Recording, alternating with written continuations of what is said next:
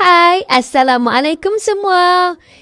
Gembiranya Cik Na. Nama betul tak jumpa dengan anak-anak SKRP kan?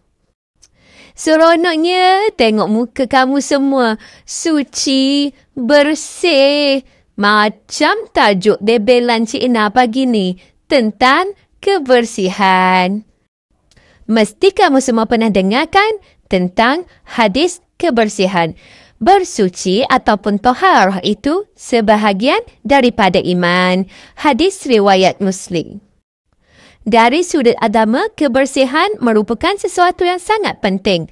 Kerana dengan kebersihan, barulah kita boleh melakukan ibadah. Kebersihan terdiri daripada kebersihan diri, pakaian, rumah dan alam sekitar. Ewah, macam ustazah pula hari ni. Ustazah Acina. Comel tak? Tentulah comel. Okeylah, anak-anak semua. Semoga kamu semua sentiasa istiqomah dalam menjaga kebersihan. Bye-bye semua.